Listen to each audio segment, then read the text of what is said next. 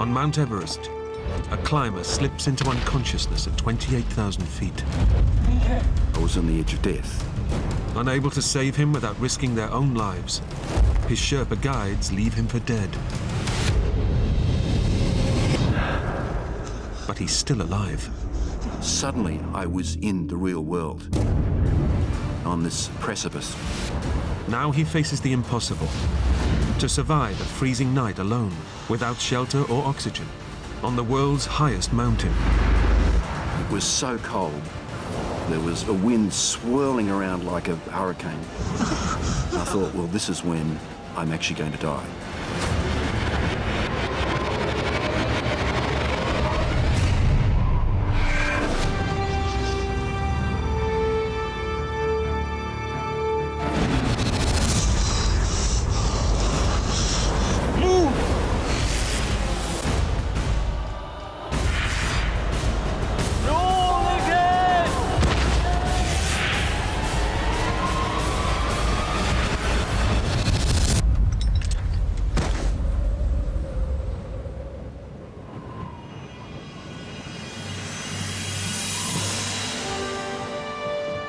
Mount Everest, the highest place on Earth. It's the holy grail for mountaineers and a lifelong obsession for Australian climber Lincoln Hall. My fascination with Everest began in the 1980s. I became so obsessed with climbing that I just kept going as far with it as I could. And that took me to Everest.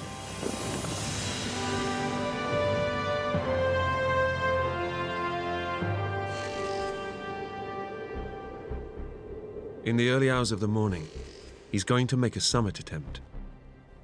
But it won't be his first. 22 years ago, Lincoln got to within 1,500 feet of the summit before conditions became too dangerous and he was forced to abort his climb. When I got down to the base camp, I was overwhelmed by disappointment. It was almost like a poison. I just couldn't let that happen again. But now, aged 50, and with a wife and family, Lincoln knows that this is his last chance. Having a family made a huge difference to Lincoln.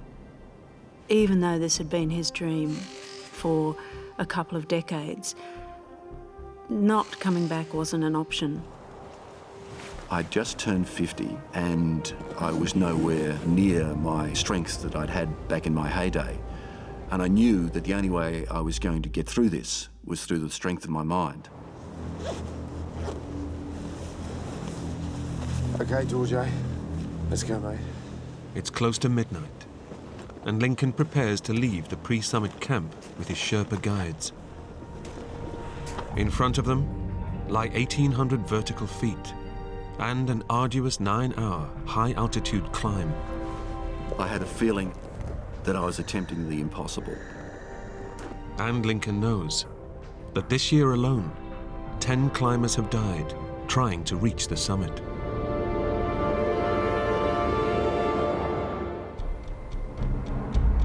At a lower camp, Lincoln's close friend and expedition colleague, Mike Dillon, is monitoring his climb. Lincoln and I had been friends for many years.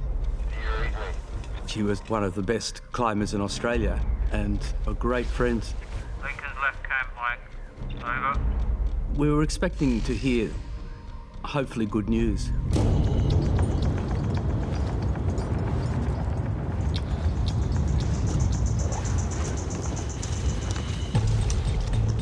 Lincoln is now climbing in what's known as the death zone, an altitude starved of oxygen, where every step is a test of endurance.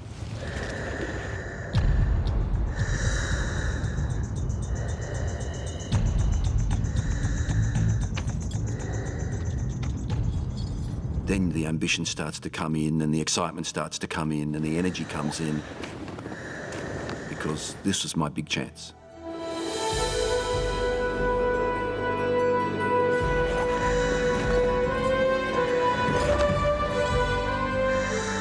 It was wonderful. There were stars everywhere and it just felt like you'd already left the planet.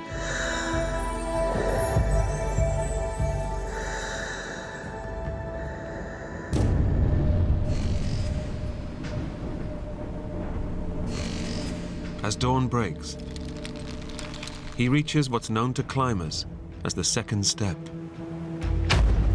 The biggest obstacle between Lincoln and his dream. It was just all that joy of the technical part of climbing combined with the world's greatest mountain.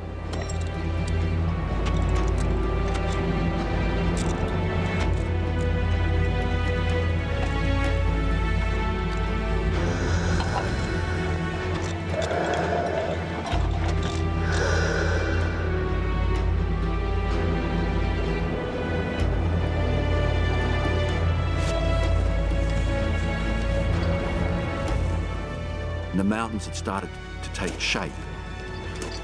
We could see the ghostly shape of the summit pyramid.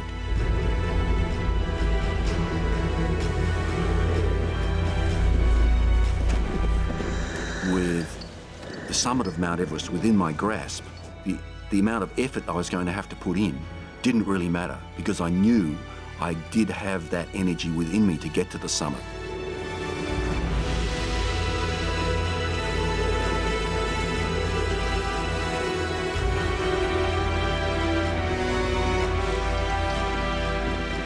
Those last steps were really difficult,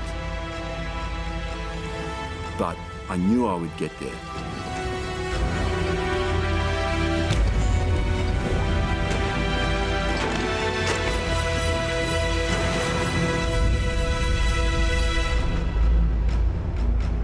Lincoln has made it to the summit of Everest.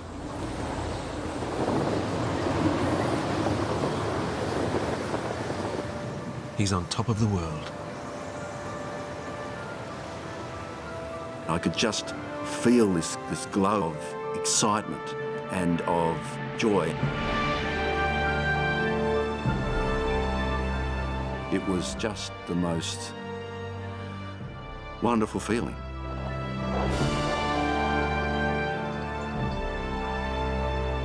"25 years since I'd started thinking about Everest, and finally I was here.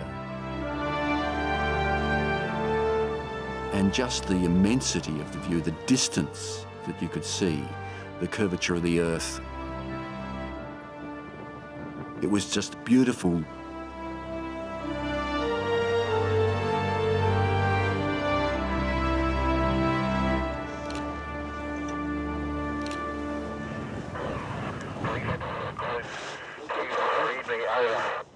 I was just walking past the communication tent when I heard his voice. Lincoln, it's Mike, over. I can't believe we're here. It was fantastic because Lincoln deserved it more than anybody. Finally. He was perfectly calm. It sounded as though he was ringing from the office. Thanks, guys.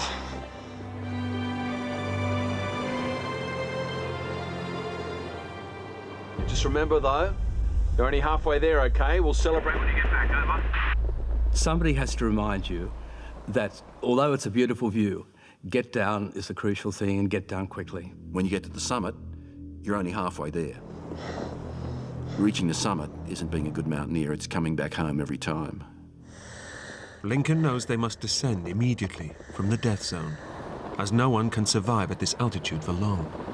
The death zone has earned its name because it's at a height where your body is literally dying. With the shortage of oxygen, it's very easy to let a little error slip past you, and that can lead to death.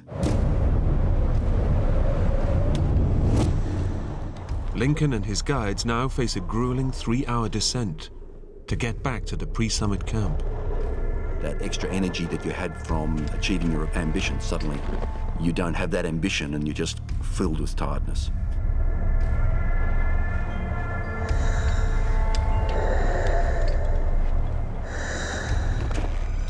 Suddenly, I just felt exhausted.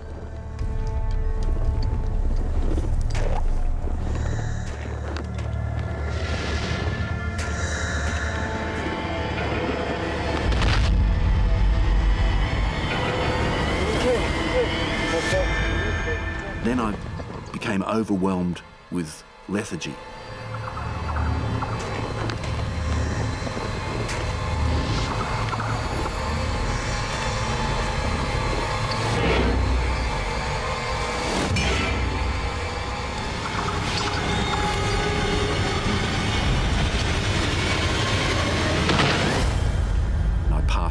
snow.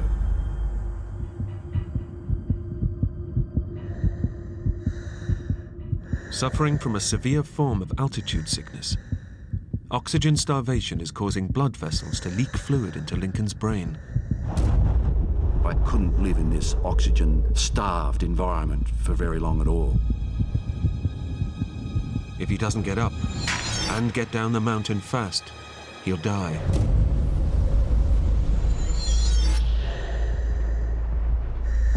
I just don't know what happened. Okay.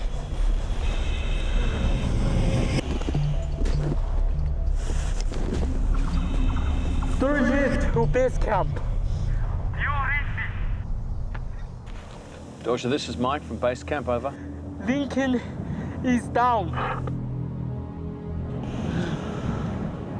He's barely breathing. At base camp, Lincoln's friend Mike Dillon knows this is desperate news. Lincoln is suffering from severe altitude sickness, or cerebral edema. We started to be very worried because when you get cerebral edema at that height, it's very unlikely that you'll live. Pressure is being put onto your brain. There's nowhere for that pressure to go, so it makes you go delirious and you die. Is he talking? Is he making any sense? Over. Negative. Cerebral edema can kill people instantly, but we knew that sometimes it can take a little while. Close to the summit of Mount Everest, it's impossible to bring Lincoln down. No one has the physical strength to carry anyone down from that height. Lincoln. Helicopters can rescue you from ships, from being lost in the bush. You can be rescued from the water, but you can't be rescued from the summit of Mount Everest. Over decades, more than 200 people have been left for dead near the summit of Everest.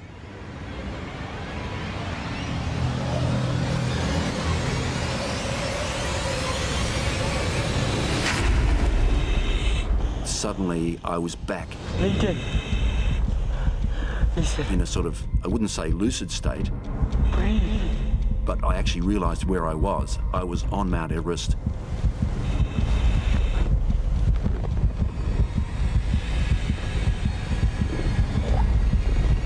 He's getting up now. He's getting up.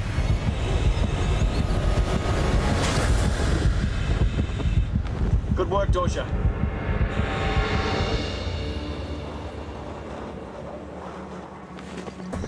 I was lucid enough to realize that I really had to get down as quickly as I could.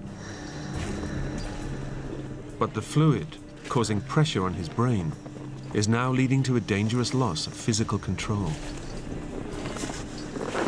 I was going incredibly slowly. I could hardly walk.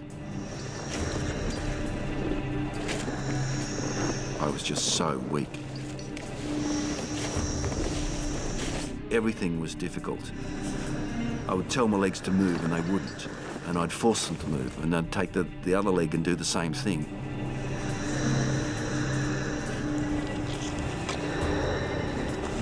It was my mind that was driving me forward.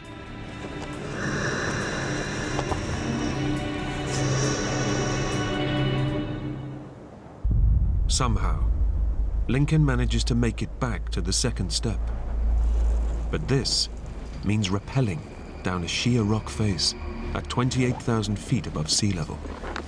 That's the dangerous place. It's a make or break it point, and often it's a place where people die. And Lincoln's mental state is getting worse. I was in a trance. I was just incredibly confused. Another Sherpa is at the second step. And I wondered what he was doing there. A climber that he was guiding to the summit has died just below them. Already confused, the news pushes Lincoln over the edge. It was such a shock that I fell to pieces.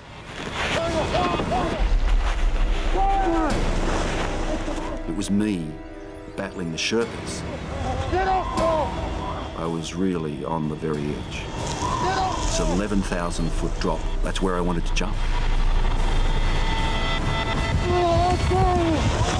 I was trying to jump off the face. I had gone delirious.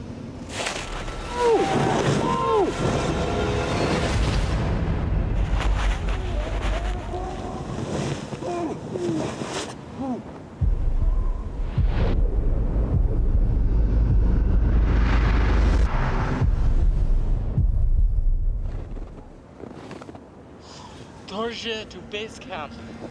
Do you read me? Over. His guide radios Lincoln's close friend Mike Dillon at base camp for help.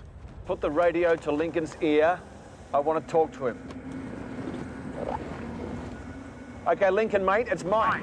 Can you hear me? It's fine. We were his friends, we spoke his language. Even though his mind was obviously irrational, we thought that we might be able to help. Lincoln, you've got to get up. Mike is Lincoln's only hope. The Sherpas can't carry him down. But staying with Lincoln at this altitude could kill them too. If Lincoln doesn't get up, he'll be left to die. Lincoln, Mike, hear me? Get up. Come on, mate, get up. Suddenly I could hear an English voice, You have to keep going, all right? but it was Michael Dillon begging me to come down. Lincoln, listen. To me. Come on, Lincoln. Lincoln, you have to help the Sherpas. To help you. Get up, mate. Come on, get up. And that managed to get through to me, and suddenly We're coming down. I was back. He's getting up now. He's getting up.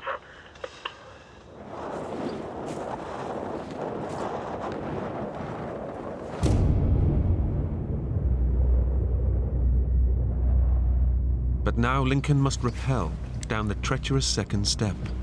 And this time, he's on his own. And I needed to descend that using a rope, and there was a ladder. I started going down the rope. Lincoln!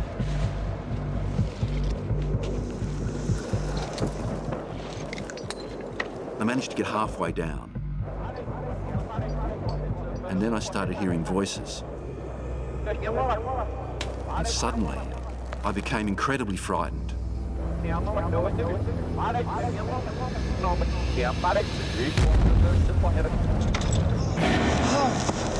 I just panicked.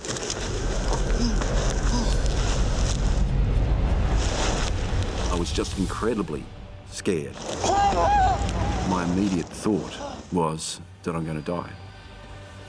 Lincoln loses consciousness again, suspended at 28,000 feet. And then Lincoln, listen to me. Your mind is not Hey, working. Dylan. Happy birthday, mate. I was hallucinating. Change your way.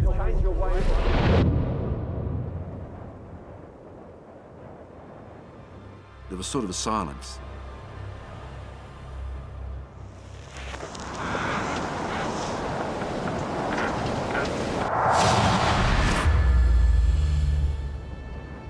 But suddenly,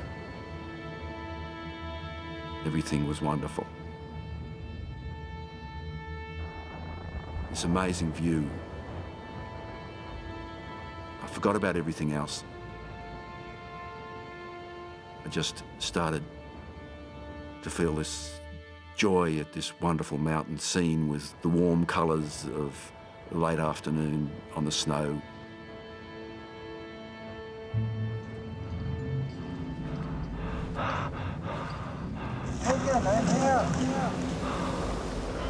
When I realised where I was, I'm here. We must go down.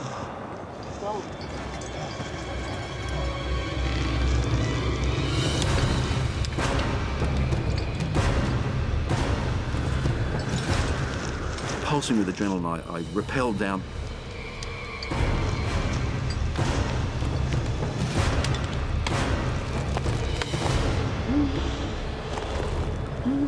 Against the odds, Lincoln makes it down. And I just felt incredibly relieved.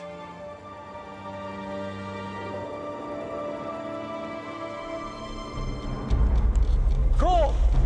Sherpas took advantage of the fact that suddenly I was re-energised, and they kept at me.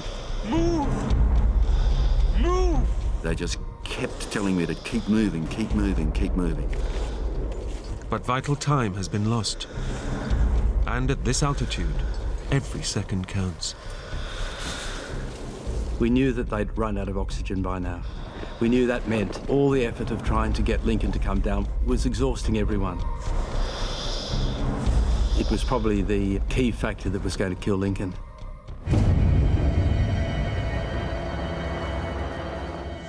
As the Sherpas desperately try to push Lincoln on, disaster strikes again. I collapsed in exhaustion. I just had no energy. And I was able to move no further. I was actually felt quite pleased to lie there. Lincoln, keep breathing. Breathe. Dorsal to base camp. Lincoln is down again. He was breathing very slowly and he was in a very bad way. Lincoln. He's lost all heart and hope, they put it like that. I remember thinking, he's a goner. Lincoln. Lincoln. The Sherpas put their finger into Lincoln's eye and he didn't respond at all, so he was in a comatose state.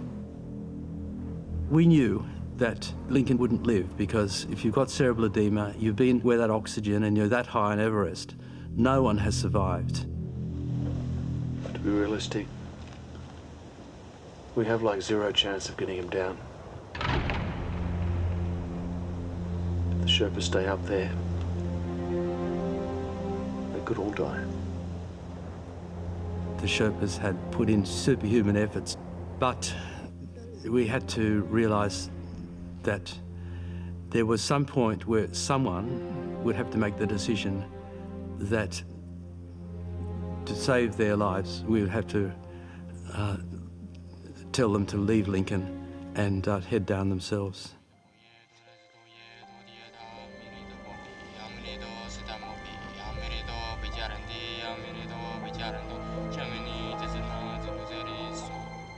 The Sherpas say a prayer and collect Lincoln's belongings to return to his family.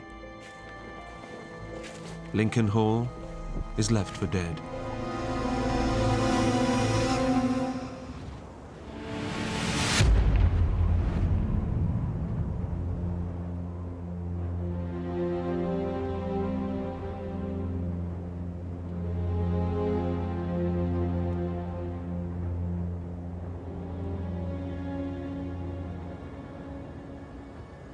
Back at base camp, Mike Dillon has just received the news. His close friend is dead. We were in shock. We didn't quite know what to do next.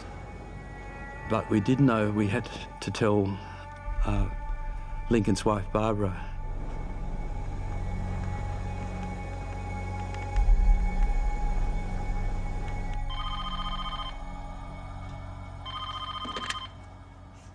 Hello? Hi, Barbara. It's Mike.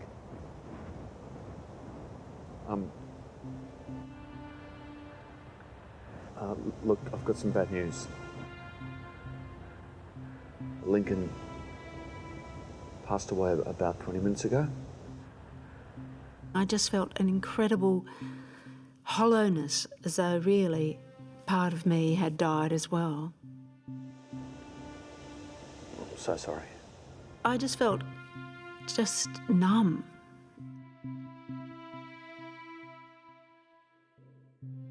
I just felt completely numb and hollow. When it finally reached its ultimate conclusion that he's dead, then it's still a dreadful shock.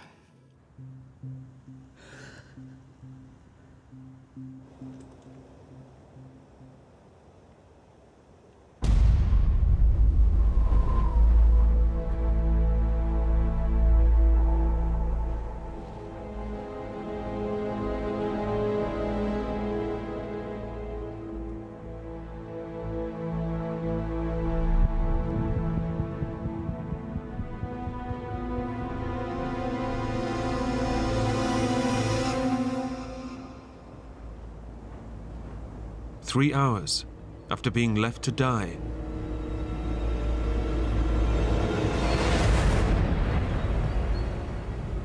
Lincoln emerges from his comatose state. I felt completely disoriented. I was exhausted, dehydrated. I'd been left for dead, and I was still there. I was still alive.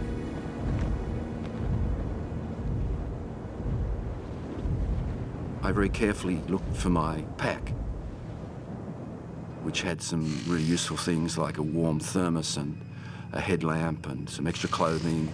But the pack has gone. Lincoln's guides have taken all of his gear to return to his loved ones.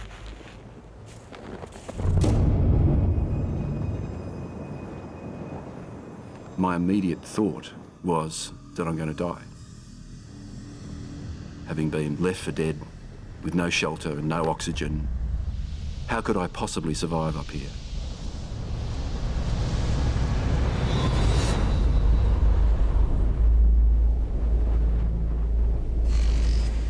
Night falls on Mount Everest. And Mike Dillon has no idea his best friend is still alive.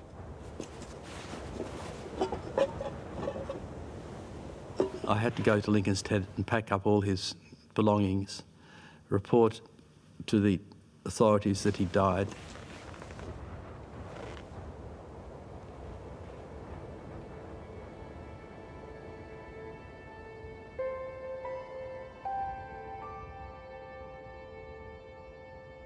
We hadn't really taken in Lincoln's death, really, to be honest.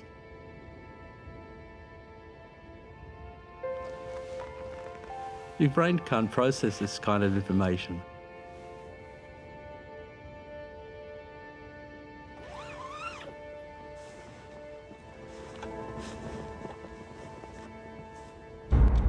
As the night wears on, the temperature plummets to minus 25 degrees.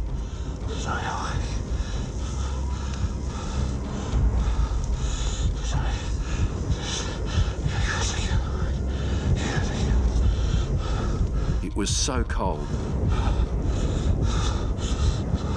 There was a wind swirling around like a hurricane. Exposed near the summit, Lincoln is now at serious risk of hypothermia.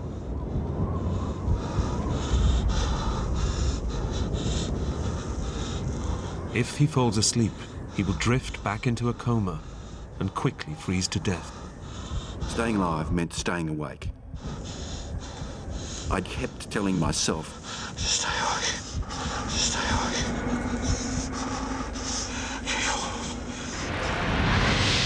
My mind was ready just to drift off into nothingness, into the warmth of imminent hypothermia.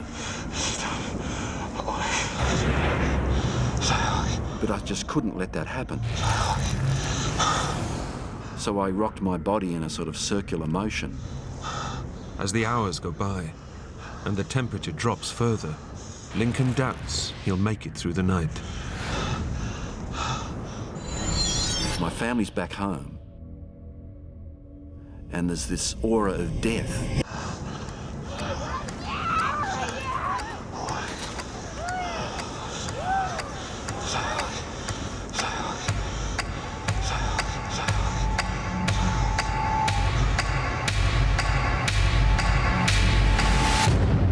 As Lincoln barely clings to life, his grieving wife and sons are back in Australia.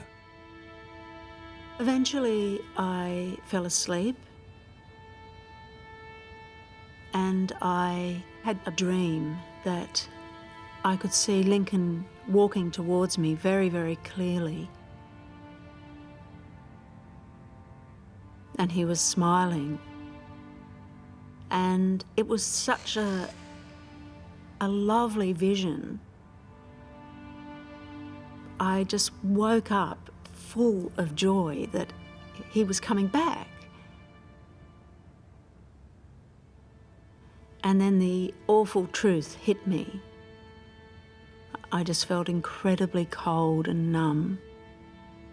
And I could hear, especially our oldest son, crying himself to sleep.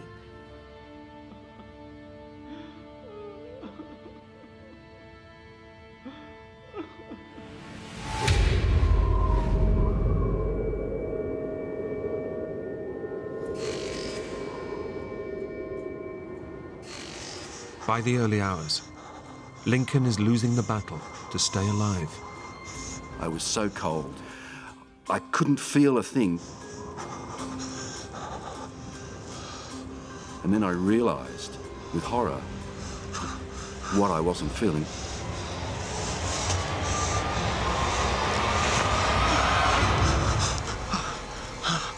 What I wasn't feeling was my fingers. And I recognised the wooden feeling of frostbitten fingers.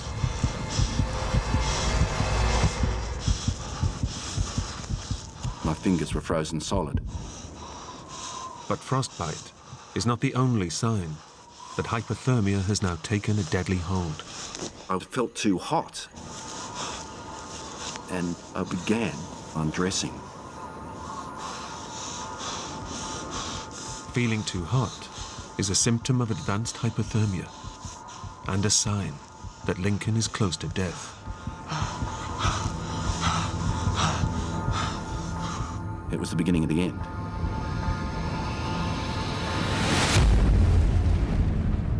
At camp, The Lincoln Hall.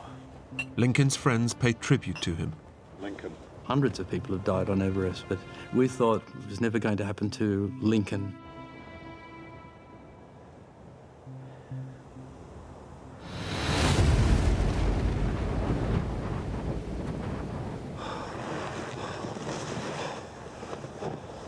I had an hallucination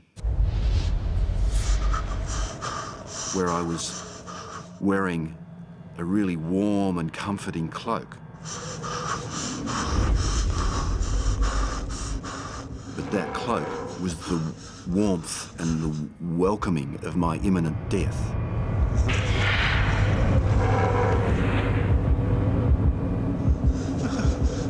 And I thought, well, this is when I'm actually going to die.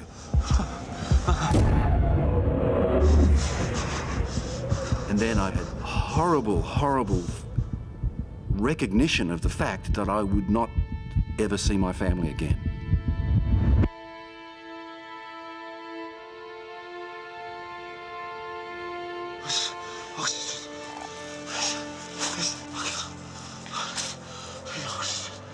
I could not accept that. Because if I died, my family would be destroyed. I love you, Barbara.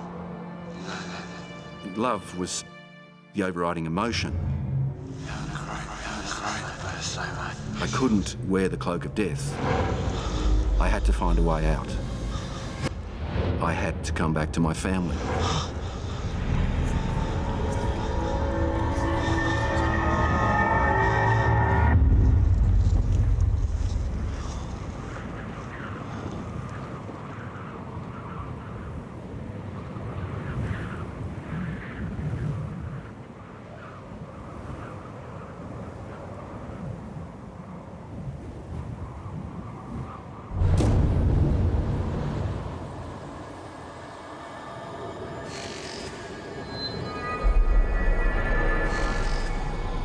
It's been 12 hours since Lincoln Hall's lifeless body was left to die.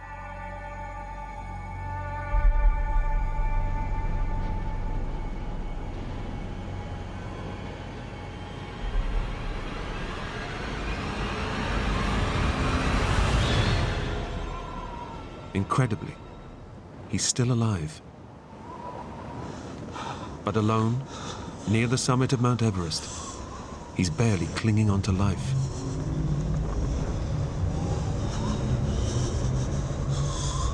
The earth was beneath my feet, and I thought, that can't be right. That can't possibly be right.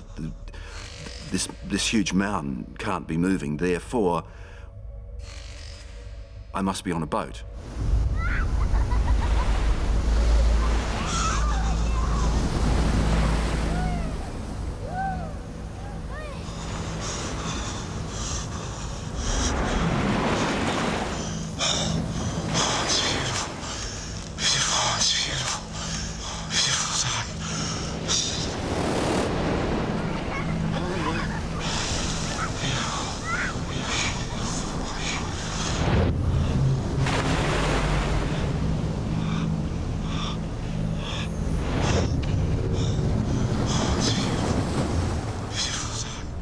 I was so contained in that bizarre world of hallucinations and loneliness and cold and death.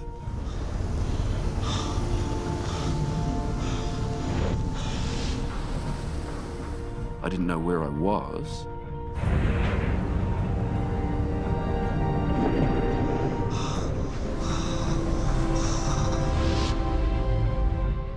I knew someone was there.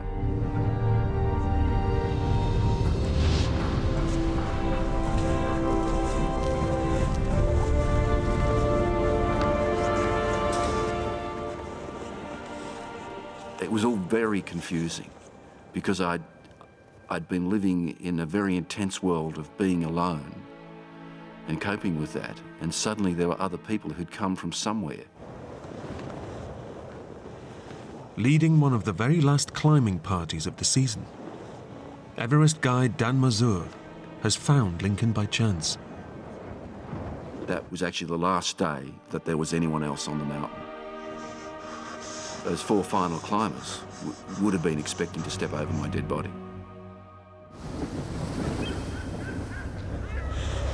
You tell me, man. He had this really kind of wide-eyed, very gaunt look in his face.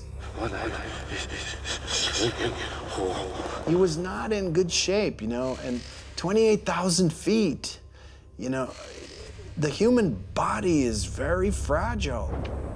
Severely hypothermic and delirious from the swelling in his brain.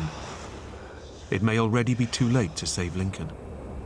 He kept looking at us and saying, "Oh, this is a brilliant boat ride we're on.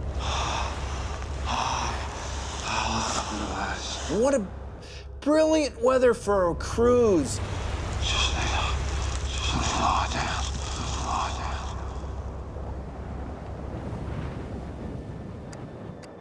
Dan recognizes the deadly symptoms of cerebral edema. He gives Lincoln oxygen to help alleviate the pressure from his brain, and chocolate to raise his blood sugar levels.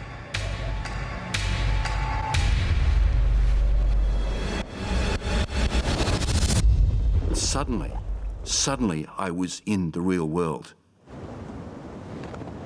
I just didn't remember what happened. Lincoln is pulled back from the brink of death.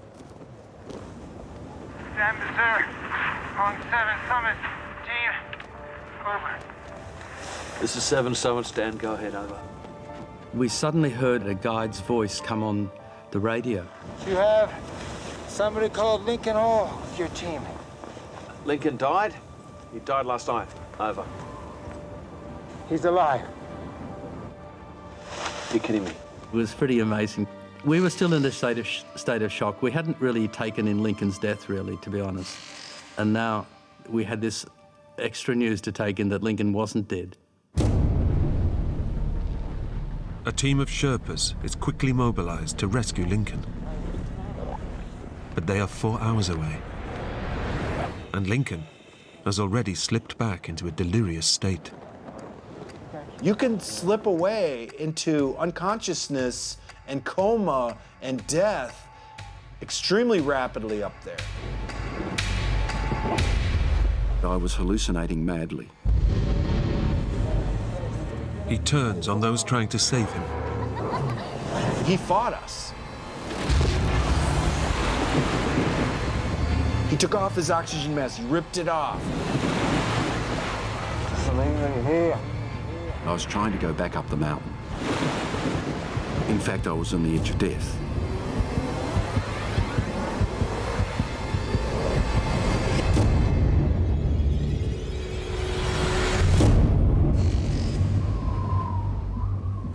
Finally, 2 Sherpas arrive from camp to try and bring him down. Already exhausted from a 4-hour ascent, Lincoln's life is now in their hands. The Sherpas had no idea of how fragile I was.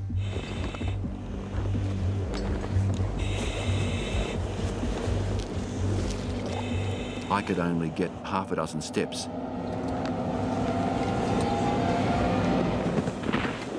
Before I had to collapse in the snow. The Sherpas must now get Lincoln down 7,000 feet.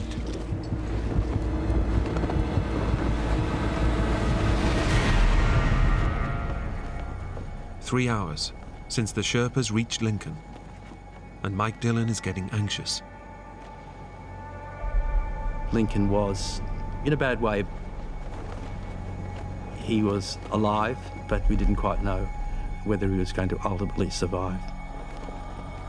We thought he had a 50% chance of making it.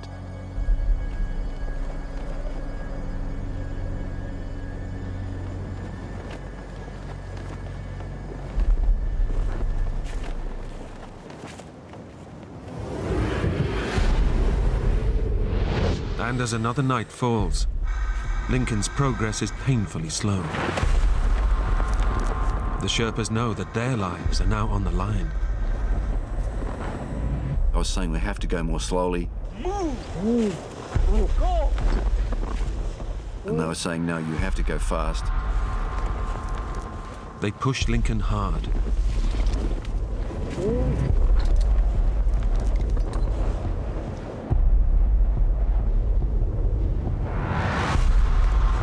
Keep going!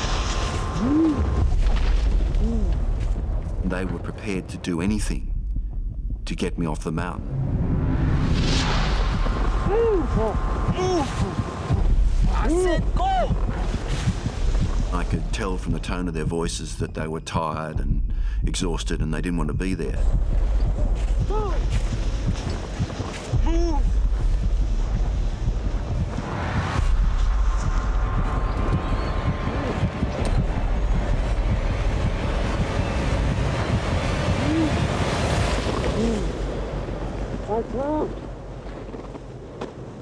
Get up! One of them went to hit me with his ice axe.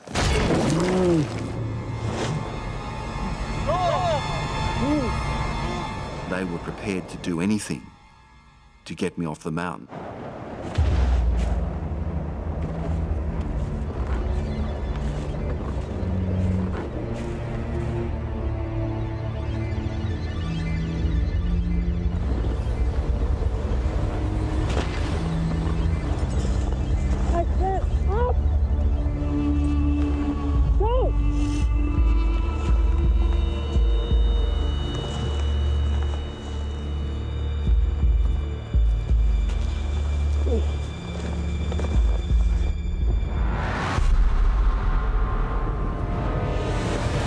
Go! Keep going! 10 hours since the start of the rescue, Lincoln is losing his battle with hypothermia and cerebral edema.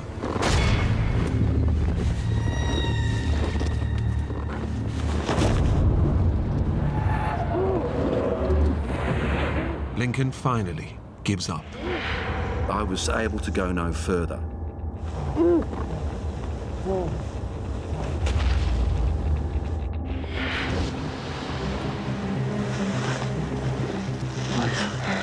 me.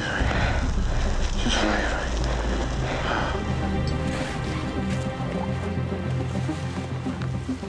Barely conscious, the Sherpas push Lincoln on.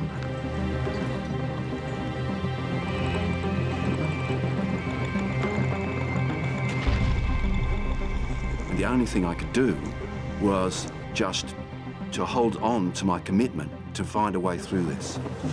Get up! I just had to be able to keep walking to stay alive.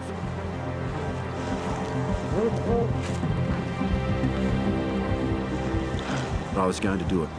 I was going to get back so I could get home. We're close, Lincoln. We're close.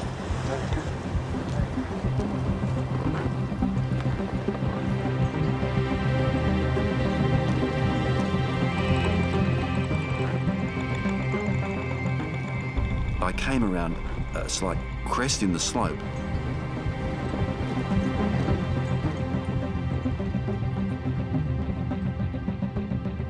And I thought, this is it.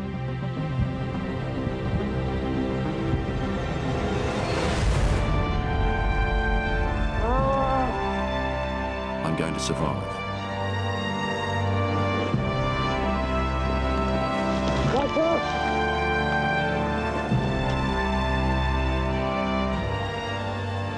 was just a flood of relief.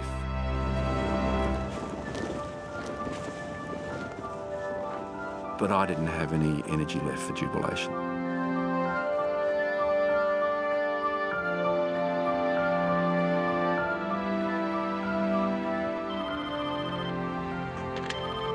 Hello? Oh, Lincoln? Lincoln's voice was so hoarse, I couldn't believe it was him. it's okay. She knew it was me. And that was just the most wonderful moment. It's okay, baby. I'm okay, I'm fine.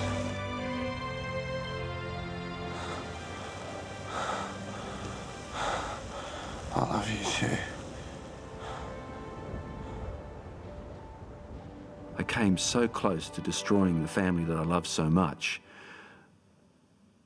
that I vowed that I would never let anything like this ever happen again. At great personal risk, the Sherpas saved Lincoln's life. I really wanted them to know that they'd saved my life and that I would be forever grateful.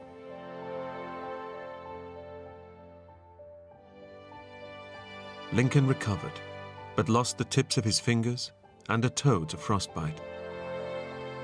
He still rock climbs, but has no plans to attempt any more major peaks. Doctors have yet to understand how he survived so long, with so little oxygen and without shelter, in Everest's death zone.